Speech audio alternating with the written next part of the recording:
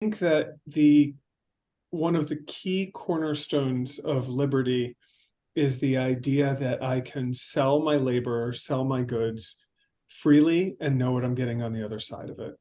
And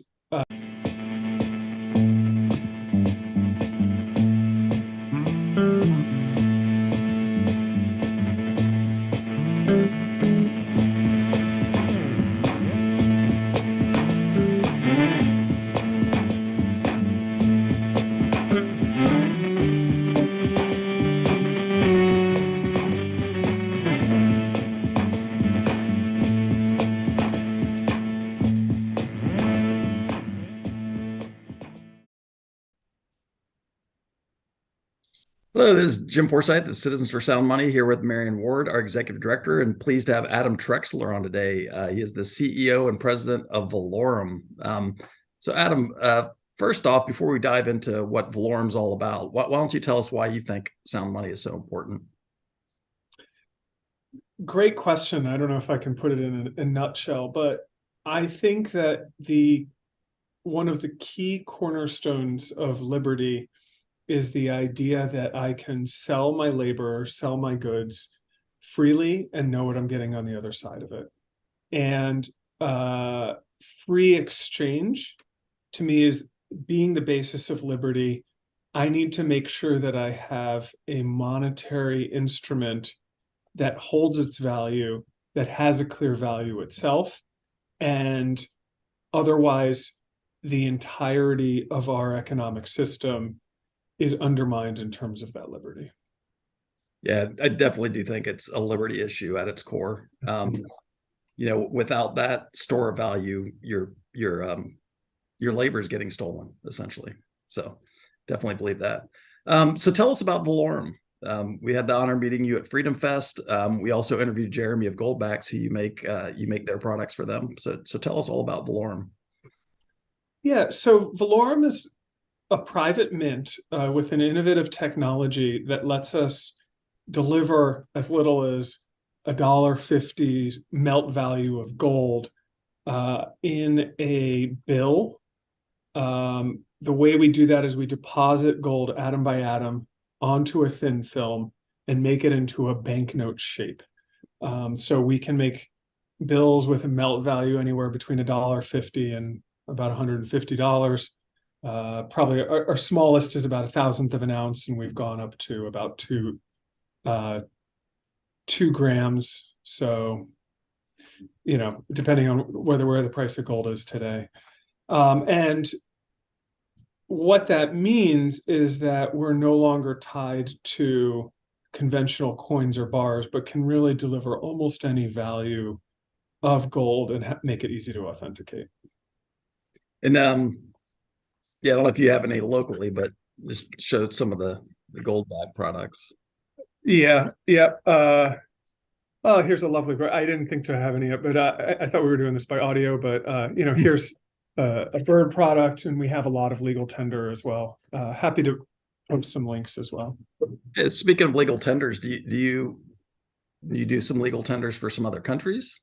Yeah. So because we're a private mint, we manufacture with governments as well as private marketing companies. We've probably worked with 6 or 7 sovereign entities, Cook Islands, Tanzania, Ghana, a number of them, and always looking to expand that. Here's a Goldback, for instance. This is 1,000th of an ounce of gold. We make that. Nice. Yeah, I remember the stories. I think it was Venezuela and people, buying food with flakes of gold. That's kind of what this is, right? It's a flake of gold, but it's very pretty and well-defined amount. Yeah, and I think, to speak a bit about denomination, having a precise unit really saves a tremendous amount of infrastructure. I mean, if we all had to walk around with our triple balance scales to buy a loaf of bread, that would be a pretty miserable monetary system, right? If you go to the supermarket, they'll have those stickers on it that it's a precisely balanced scale and, to governmental standards. But if you can imagine all the fraud of all of us carrying around our scales just to be able to get your grass mowed by the neighborhood kid, it starts to not look like a very good system. So Yeah. having really precise amounts, and it says on it, this is exactly a thousandth of an ounce, this is actually 1/1000th of an ounce, so on, means that you have a precise value, and it becomes easier to price other goods and services.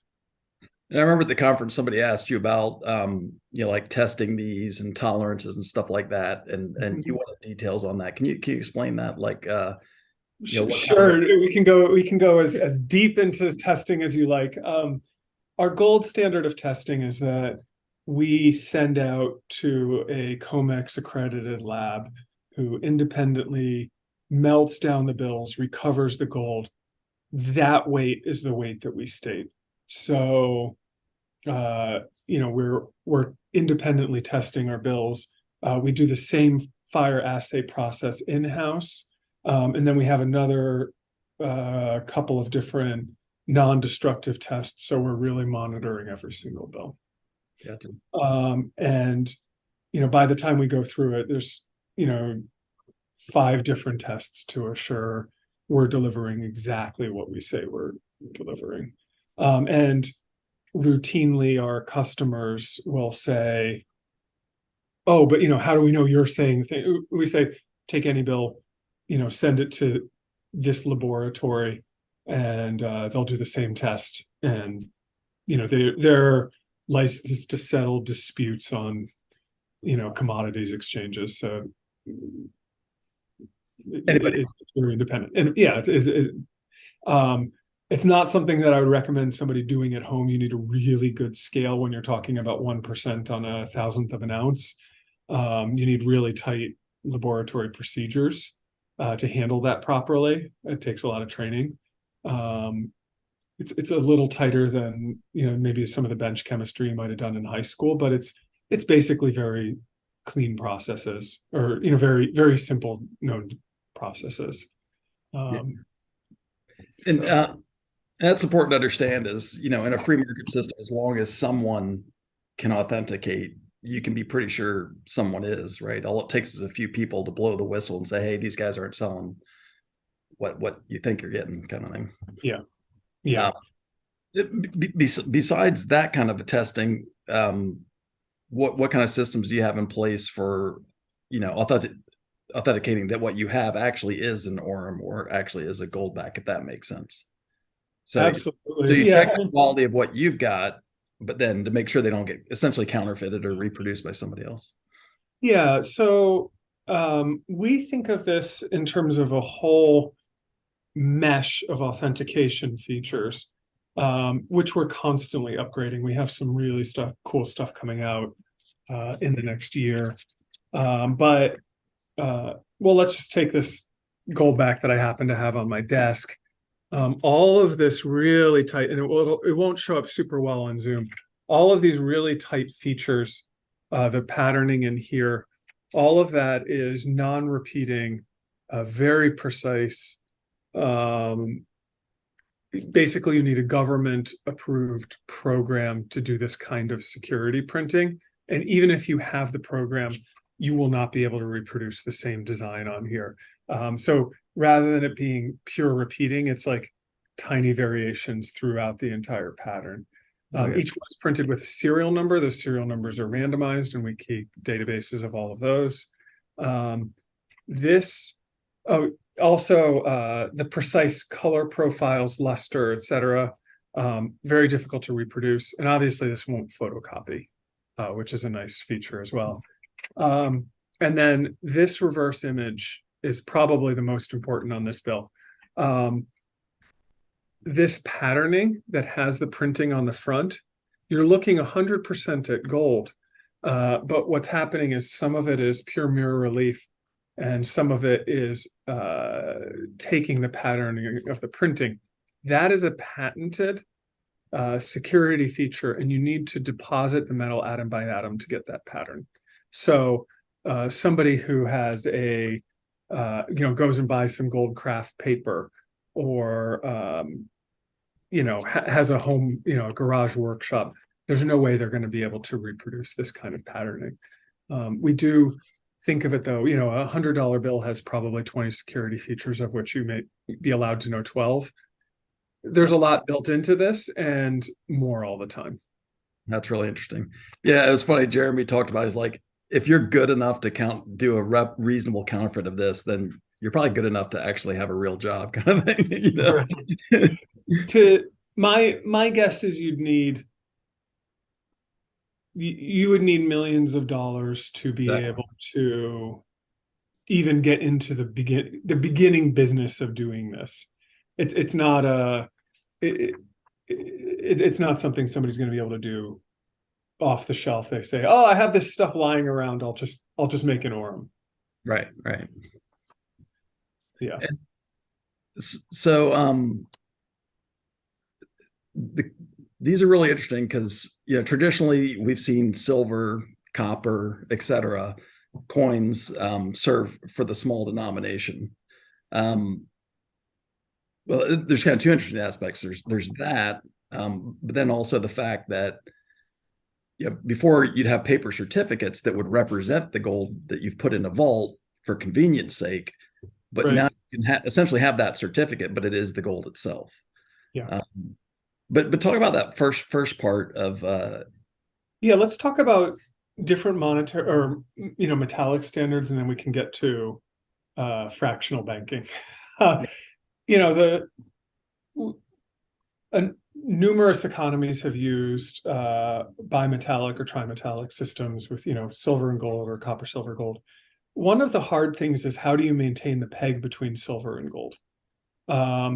And a lot of times that was done by government decree.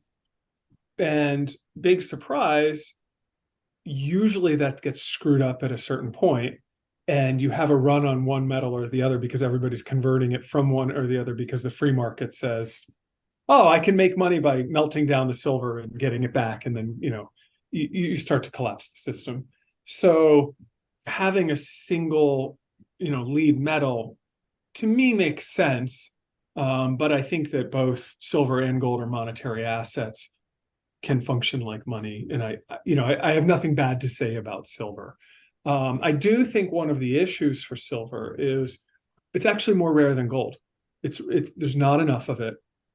I would argue there's not enough gold in the world today at using conventional coins and bars to have a proper monetary system. If we have more and more movement, as we're already seeing, as we've been seeing over the last 10 years, I think we're on this kind of hockey stick growth of use of gold and silver to hold long-term value. As that continues to increase, 1 troy ounce is just not a good standard. It's too expensive. It's too indivisible. And we're going to need new technologies. And that's part of the logic of the war. Gotcha. Yeah. And now talk about a peg. I would argue that there shouldn't be a peg, right? If you had a bimetallic system with the 21st century technology that you have, seems like it would be possible. Well, it certainly is possible to, let the exchange rate float freely, just like, between the euro and the dollar, except now it's gold and silver. Right. Anyway, so that's a separate. Let me come back to that. And I think that's really interesting. Americans, by and large, have had an incredible privilege of ignoring all other monetary standards because we've had the world's reserve currency for most of our, lived memories. Most people in the world are very, very focused on what's happening with exchange rates because they're holding multiple kinds of currency. And you need your Surinamese dollars to pay taxes, but whatever you're importing is going to be in dollars or euros. So you're holding dollars and euros. You probably trust dollars more than your Surinamese dollars, but so you have most of your money in that, and then you get worried about the dollar, so you move it to the euro, and maybe you have some gold or silver too. Well, I think it's a much more normal system in general. When I say normal, what I mean is historically normal, to be aware of uh, different kinds of money and use them for different purposes. And I think we're just kind of getting back to a situation where people are starting to think about, where's my actual gold? Where's my actual silver? What kinds of currency do I want to be holding for different purposes? Yeah, no, that's interesting. But yeah, this does open up the possibility of small denomination gold, which does make monometallic system kind of possible. What about also blockchain too? Do you see that as kind of a natural evolution of monetary usage? I've been excited about blockchain since the very beginning.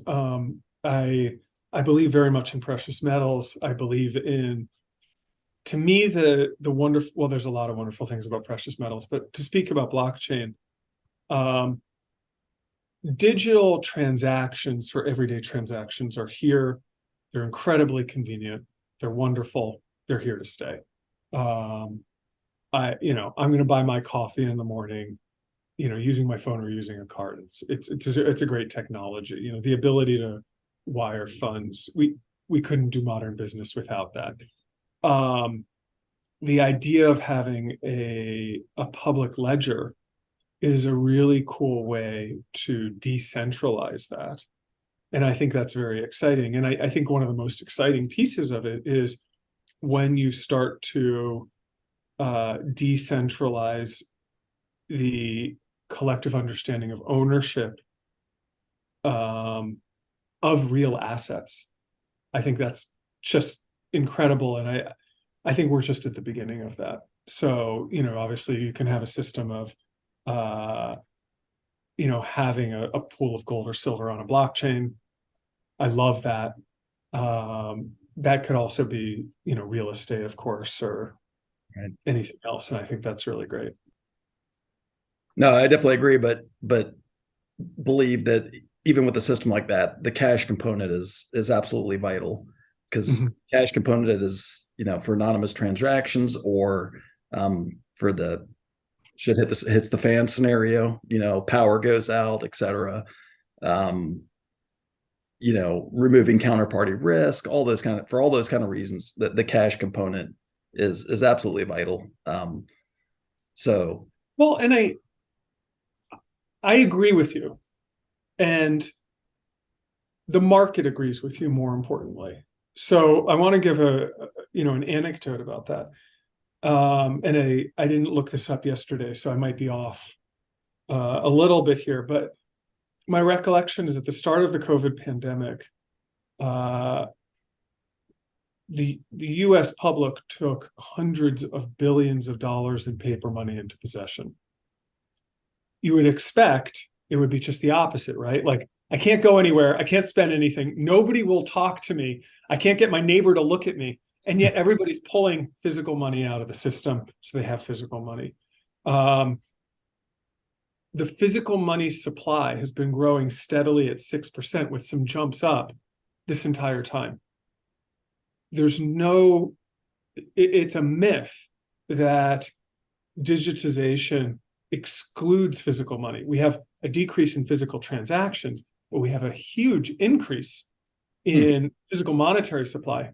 Why? It's all for store of value.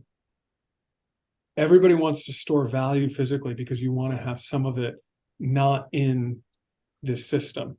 And nobody trusts, the system does not trust the system without that physical withdrawal. Yeah. And if I can't, if somebody says, I want you to put all your savings into my vault, and my first question is, well, how do I get it back? And if there's no good answer for that, I'm not doing it. Yeah. Yeah. Let me hold your stuff, but I'm not, just trust us. That's exactly what we don't want, right? So, Although pulling the physical money out of the system, in other words, dollars, I know, I know a lot of people do that. I guess I get it to a certain extent, but you shove that money under your mattress, and 20 years from now, it's not going to be what it used to be, kind of thing. I mean, it's Well, all an extraction of money. that's really interesting, Jim. So, we have a paper money system. It's the best physical product that's ever been invented. It's probably $10 trillion market cap, that paper money system. And I mean physical paper. I don't mean checking account balances. I don't mean, bank balance, whatever. Physical money. People say it's nothing, and I totally disagree with that. It's not nothing. It's a physical tool. Paper money is a physical tool. It's a social tool. And if you walk around burning $100 bills, you'll find out it is a real thing pretty quickly. It's a wonderful tool.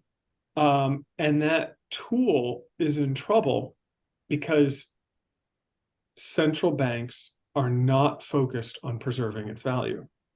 They have taken the decision that other aims like, economic growth, et cetera, are more important. And we can debate that. And I know you have feelings about that. I have feelings about that. But regardless of our feelings about what those aims should be, their aims are not to preserve store of value function. So we need another physical tool to replace that store of value function. And to me, that the most obvious version of that is precious metals. Right. Yeah, totally agree. Although it hurts me to hear you say what a wonderful tool it is. Well, it is a wonderful tool. Let's talk about what it is and it isn't. I mean, it's incredible. Let's talk about how great the $100 bill is. I can go to any country in the world, and if I have a $100 bill, I'm going to be able to get some stuff from it. Right. Any country in the world. I can, anybody I find on the street will recognize and accept a $100 bill, or they're not going to throw it away. If I hand somebody a $100 bill, nobody throws that away, right? We have, we can't get our country to agree on anything, and yet everybody will take a $100 bill if they believe it to be genuine. And that consensus around a physical item is extraordinary. And the fact that people will work for it, will, devote part of their life to it, will provide their expertise, will give you physical goods, that you can buy a meal, that you can buy gas with that money, with that physical tool that you can hold in your pocket and give to somebody else. I mean, it's in many ways so much more powerful than a hammer or a drill or a set of matches, although in certain circumstances, you're not going to turn down the matches. It's an extraordinary tool. It's just that its value is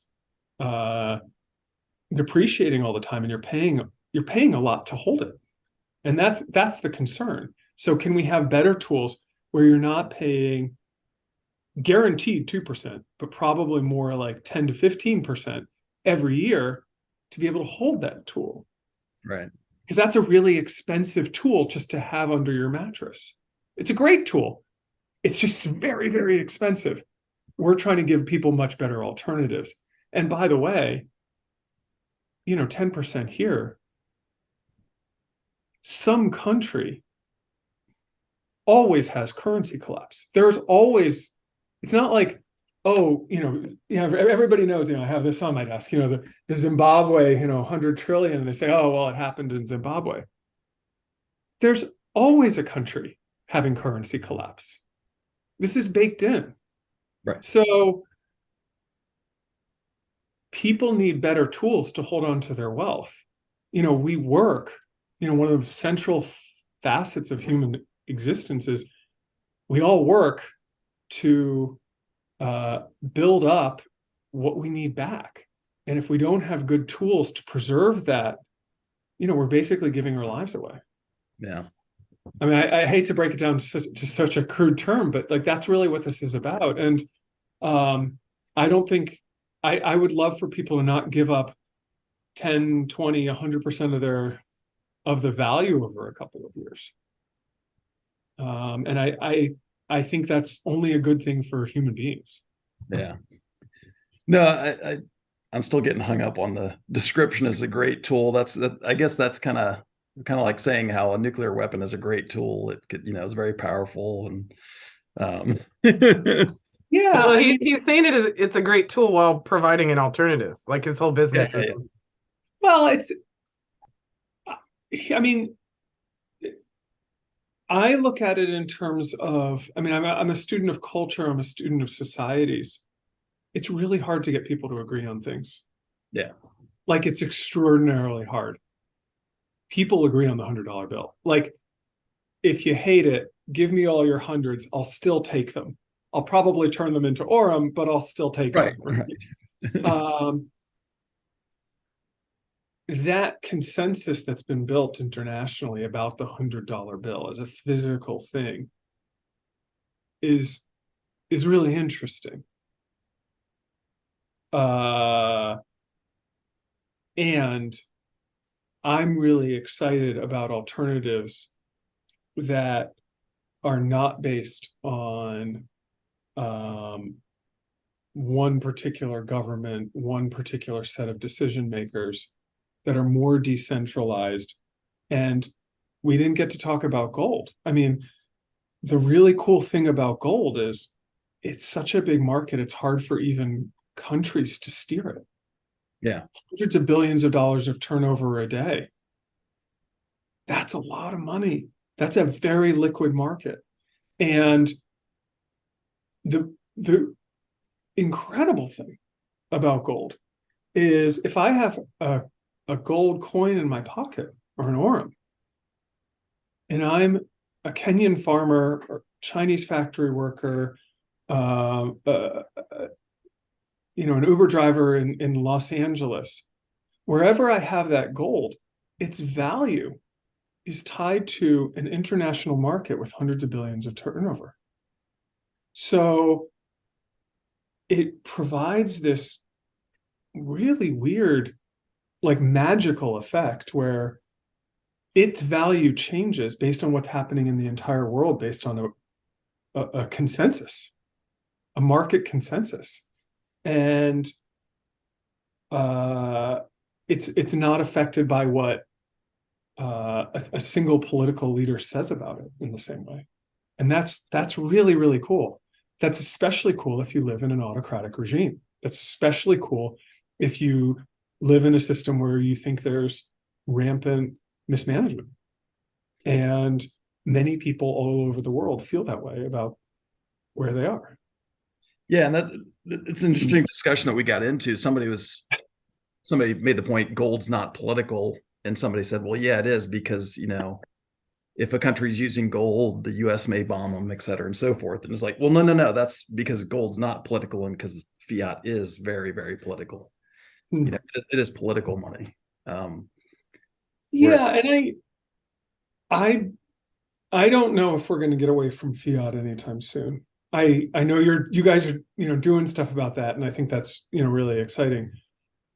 I think we need to start with choice. And in the United States, since the 70s, we've had the choice to own gold. And most of my friends don't know, people I meet on the street don't know that owning bullion was illegal. But I think a lot of your viewers and listeners will know that. But the choice to own gold, the fact that the U.S. Mint issues gold, the fact that we can own it, that we can own silver, it is an important piece of liberty. And I think that we should be pushing for that all over the world. And it's a deep and liquid system now. And I think it's going to only become more so. I think we're going to have more political fragmentation. I think, and we'll have more and more consensus around gold. So I think it's a really exciting story for the world. And look, gold being such a big market, one of the other things I find fascinating is, with the dollar as a reserve currency, there's Triffin's dilemma, where, we have these massive trade deficits and, erosion of the middle class because of that. Whereas if countries are using gold, or back when they were using gold, countries have trade surplus, they'd get more and more gold into their country, which then would cause inflation, which then would make other countries more competitive. And it actually serves to balance trade very nicely by having a gold standard between countries. But the other concept you mentioned is like not getting rid of fiat anytime soon. There's actually a contingent, I guess, I think they call themselves free gold, kind of philosophically, where they believe let the governments keep fiat, and then the mistake people make is there's your currency, which you can go spend, and it's what things are priced in, but then they make the mistake of saving in the currency versus saving in real money. And so this kind of group believes, let them keep that.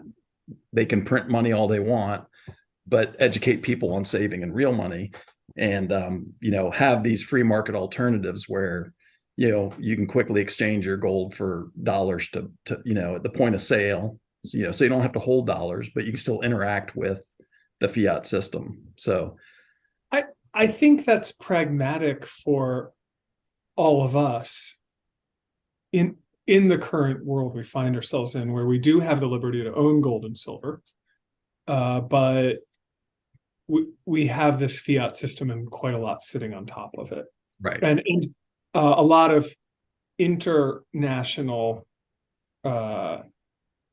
relationships set up on that. I mean, even if we as voters said, okay, the US is going off fiat, what does that look like for the entire world market? I don't know. It's pretty complicated. Yeah. We'd have to spend days just thinking about that. What can individual people do? Well, they can own gold and silver and become interested in, exactly these kinds of free market things that let us do effective exchanges, but build up our wealth, protect our wealth with gold and silver. Right. And not just encourage stacking, but also try to enable it where people can have all their money in this, but yet still be able to interact with the fiat system. Yeah, if that makes sense. Because in my opinion, stacking helps preserve your wealth, but it doesn't kind of solve the problem of creating a new monetary system and having a better monetary system. No, and I think getting more people into gold, and one of my big contentions has been, all of the digitization efforts you talked about, blockchain. I really like them. I really believe in them, and most people I meet don't really own gold or silver. They don't really know what it is. It's like very hard for them to get there. It seems very confusing to them, and experientially something changes when they own gold. That I can give this to somebody, or that they could have $100 worth of it or $1,000 worth of it.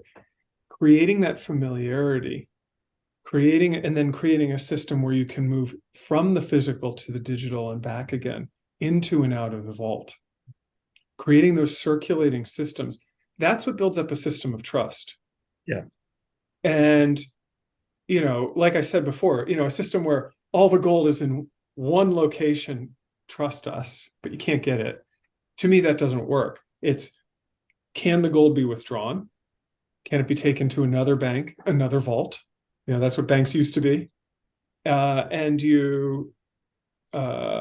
that's how it becomes a free system, where we're all making choices based on the trustworthiness, our perceived trustworthiness of these holders, but we can withdraw that trust at any time. Yeah, I 100% agree. That's vital. That's why I'm not a fan of PAX G with like 400-ounce gold redemption limits. Mm-hmm. With Kinesis, I did a redemption early on of 200 ounces, and they literally said, "Okay, where do we send it?" Yeah. And then it arrived, and I got it, and I go, and my wife was like, "We need to get silver," and she goes, well, "What are we going to do with these now?" So I contacted them, and I put one of them back in the system and got the KAG back. But it is, it's once you've done that, or have the ability to do that at anytime you want to, it does create an amazing amount of confidence in the system. Without that redemption, I have no confidence whatsoever. And that's the thing is, if they back the dollar by gold, okay, they back it. Is it going to be redeemable? I don't think so. Well, and I think there's a big difference between a system of fractional banking where you could have 10x, 20x, 100x lent out on the basis of that core gold money, or is it a one-to-one system where all of the gold is held? And I think that's what's really exciting is, a system like Kinesis, my understanding, I don't pretend to be a representative of them, but if I have 100 ounces on deposit with Kinesis, there's literally 100 ounces that, for legal purposes, has my name on it in a vault. Right. And if more people start to do that, my whole point is gold prices are not going to be at $2,000.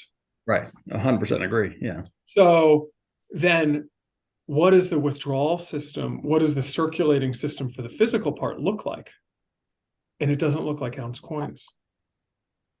Because I will go through, in the past year, I can, count on my hand the number of I don't spend a lot of money, but the personal transactions I'll make that would be 1 ounce of gold, it's pretty limited. Sure. Certainly for, like maybe you buy a TV for that, but it's a nice TV, right? There's just not that many things. We need a system that can be split into those kind of everyday values. Yeah, it's an interesting parallel because blockchain provides that for gold. And like I said, silver's traditionally filled the small denomination role, but once you go to blockchain, you don't need that anymore. You can have a monometallic gold blockchain system. But the parallel is these guys at the physical level provide that same sort of divisibility, right? Which is really cool. Right. And then that lets people become comfortable with and feel a sense of ownership over what's then in the vault as well. Right. If everybody had an Aurum, if everybody in America had an Aurum, I believe we would have, 100 billion in gold in vaults as well. One of the biggest problems with precious metals is it's really a small percentage of the population that's fully on board. Like we're all like, yeah, you want to pay me in gold? Great. I'm in. But most of, the United States, for example, they want to be paid in dollars. Thank you very much. And so how do we begin at a grassroots level to familiarize people with gold, familiarize people with the value proposition of gold, and really create excitement about that and build that system, build that world that we want to have. Yeah, and that's why when we had coins made, we had 5th ounce silver coins made because we figured those are small enough to give away. And then we found these guys. We bought a bunch of these and started, including one as a bookmark to the children's book that we sell, because it's a great way to not break the bank yet give somebody something that can, get them to start to understand. Mm-hmm. And with a 50 gold back or a 1 gram Aurum, that's real money that you're able to give to somebody too. I mean, it's not just disposable gold. You can really pay for stuff with that. Yeah. And the last time I was in Utah, I ate breakfast, lunch, and dinner all with gold. I mean, it certainly filled my belly. So people say, oh, that's not real money. Like it fed me, and you can also buy, insurance. You can buy a car. You can have your home remodeled. You can put window curtains. You can get legal advice, 100 different things because people are freely able to accept gold. And that's a really cool grassroots thing that's happening. And I think it's transformative.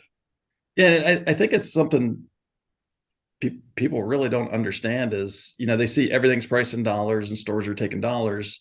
They think that you have to transact in dollars, but you don't. And that's one of my favorite things I like about these is the voluntary negotiable instrument.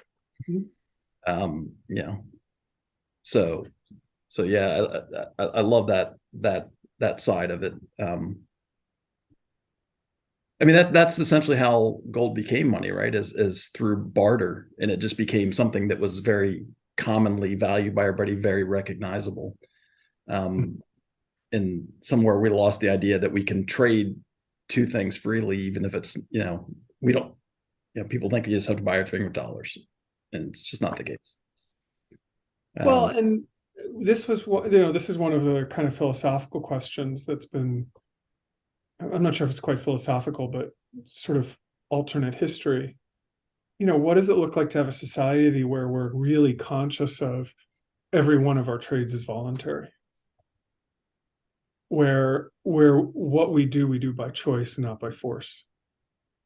And I think the monetary system you have has profound implications for, is this something I'm doing because I'm forced to, or is it I'm doing something because this is what I choose to do with my life? And I want to live in a system where everybody does things by choice. Not all our choices are constrained. I mean, that's just the nature of a material reality.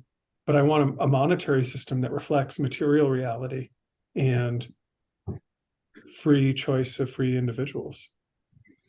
Yeah, and you talk about this is one of the reasons why when you talked about what a great tool is, you see, what the dollar's been the world reserve currency, but what's it taken to keep it there? A lot of the wars that we fought have been in order to, preserve the value of the dollar.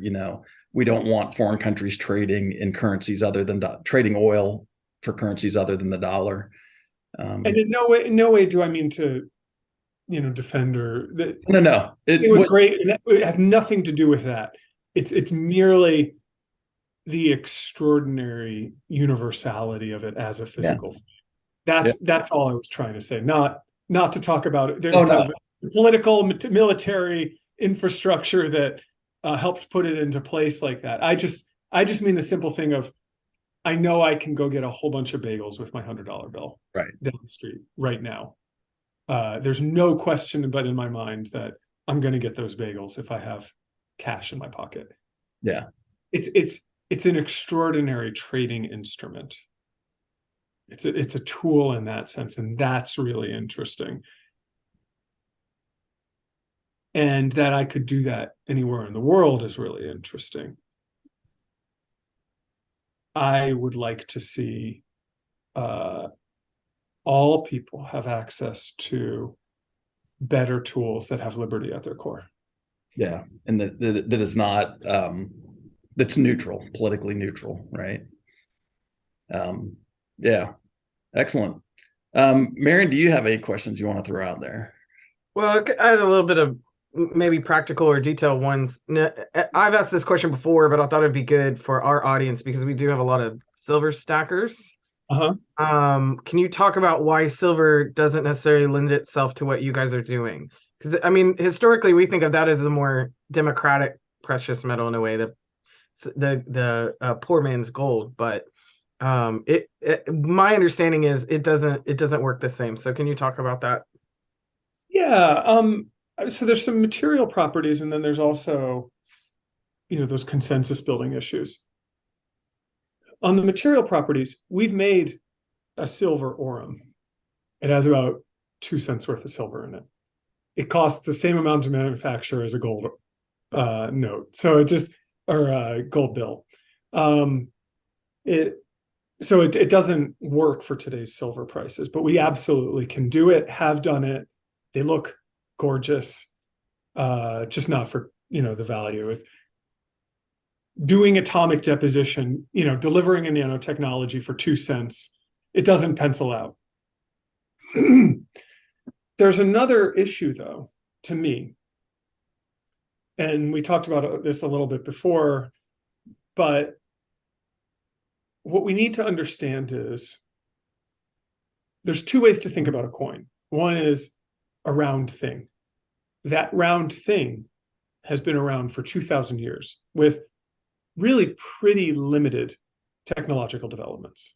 You have a beveled edge, reading, more repeatability in the strike. Sure. It's a relatively low tech item. That tool of the coin, at a conceptual level, it's really how do you deliver precious metal with authentication? To me, the Aurum, where we can have literally dozens of authentication features built into it, some of which the public can recognize, some of which are level 2 and level 3 security features that a central bank or a cashier can recognize. That is much more fit for purpose for large scale international day-to-day commerce. And especially in the United States, most of our coinage, I mean, the United States kind of treats our coinage like trash, right? Like quarters. I mean, I used to buy a lot of candy for quarters, but I'm going to tell you, it doesn't buy a lot anymore. They're gonna have to make them out of plastic soon. I mean, like, yeah. The cost of the metal to make them. Well, pennies don't even pencil out now, right? Yeah. So, so at a conceptual level, coinage has never been more important. It's one of the greatest products the world has ever seen. It is the foundation upon which a global free economy has been built. It is, the ability to transact in different places, in different times, to build complicated machines, to have modern societies. That starts with coinage.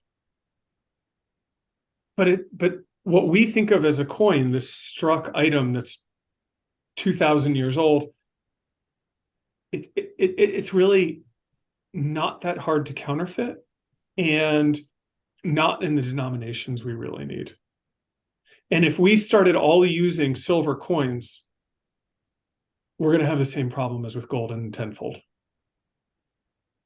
So what I'm interested in is over 20 years, where I think the gold price is going to go, where I think the silver price is going to go, where I think we're all going to be, where, more and more people, it's already happening. It's been happening over the last 10 years.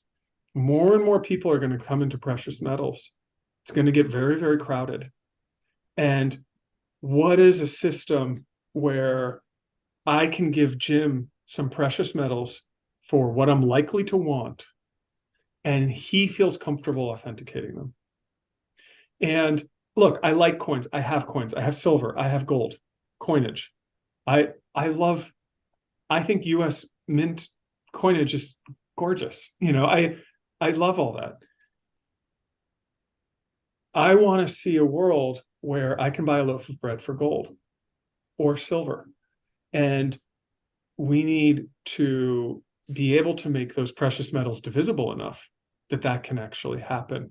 And we need to get to a point where, here's my other example. I hope I'm not talking too long about this, Marian, but oh no, I mean, I think it does. It kind of breaks it, because we have sort of a range of people. We have a more investor type, but there's quite a bit that are younger, and so I love the education piece of it as well, of the history and why this is becoming even more important.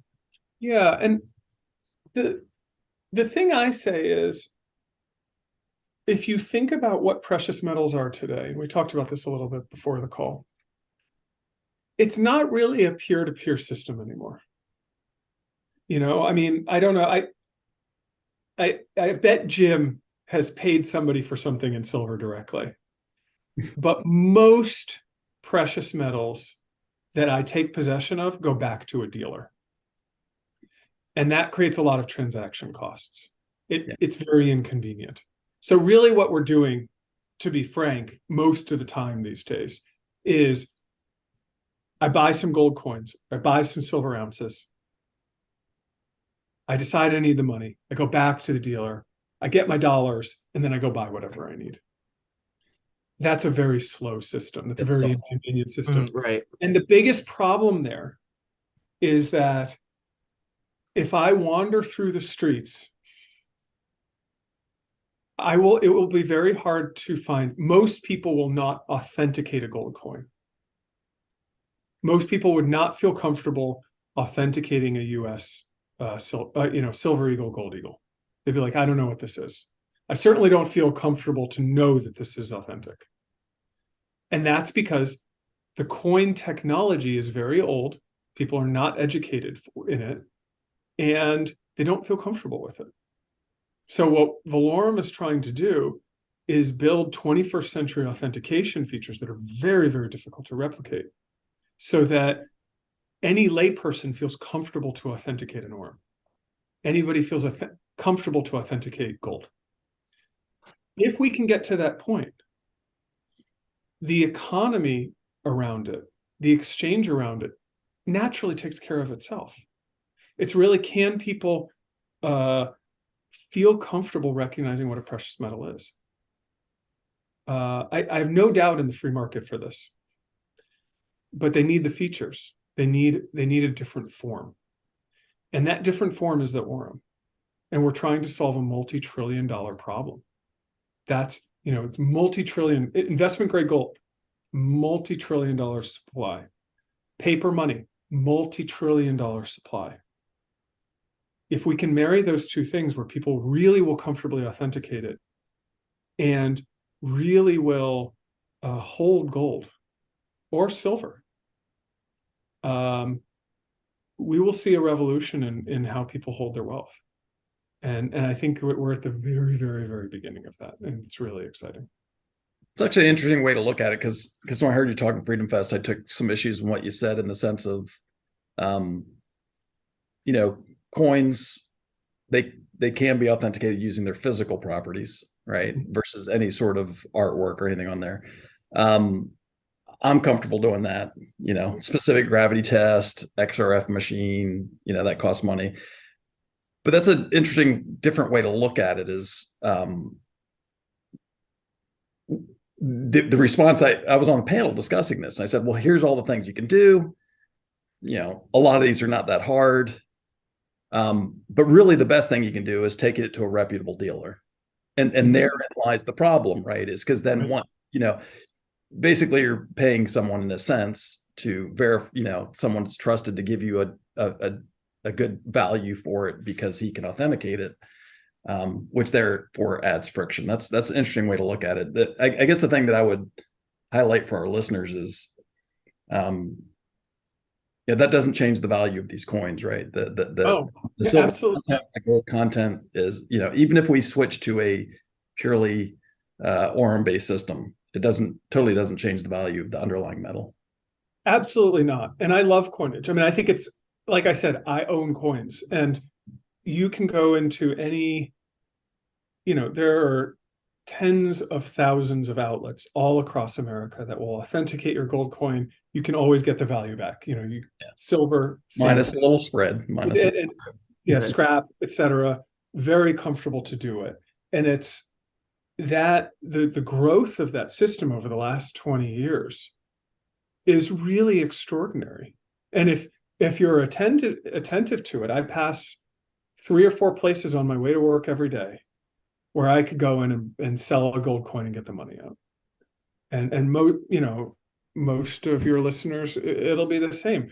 And, if I have a falling out with Marian or with the gold dealer here, I know I'm going to be able to get the value of the gold over here. Right. That's already an extraordinary system and not where we were 20 years ago. Mm-hmm. But I do think it's really important that I be able to, pay a friend for my hot dog. That to me, it's not really money when it's only going through a dealer system, in the sense that it's not circulating. And I want to see circulation. Yeah. Well, and it's not just going through a dealer system, but it's going through believers that, have the talent or the tools themselves in order to make sure that they trust. I mean, I can pretty much clink a silver coin and tell if it's silver, kind of thing, but that not everybody can, right? Well, and for me, it's gold is really where it breaks down, right? Like, oh yeah, because there's the terror of making a mistake. I work in the gold industry. If somebody came to buy my used car, right, I want to trade it, I'm going to sell it on Craigslist, and they said, I want to buy your car with 10 gold pieces, 10 ounces of gold. Love that transaction. Gosh, I'm going to figure out how to do it. But I'm going to take them and get them XRF'd. Yeah. Yeah. And that is a highly fricted, that's a system with a lot of friction. Yeah. And what that says is we're really having to test the elemental qualities of that metal, because we don't trust that coin form.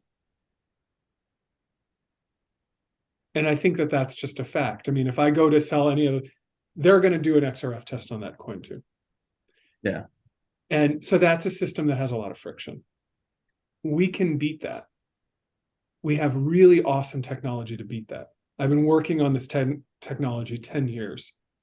We have a long way to go. I'm so excited about the pipeline. But we need technology to catch up to precious metals to really create that peer-to-peer authentication. Interesting. Yeah, that's an interesting way to look at it, is versus the other is the reduction of friction, right? Via not having to rely on some expert to authenticate. And there are cool things going on with coins where you can scan a coin with your phone and it kind of gives you an answer of, is it authenticated? I know some mints are playing with that too. I think all of that's really interesting.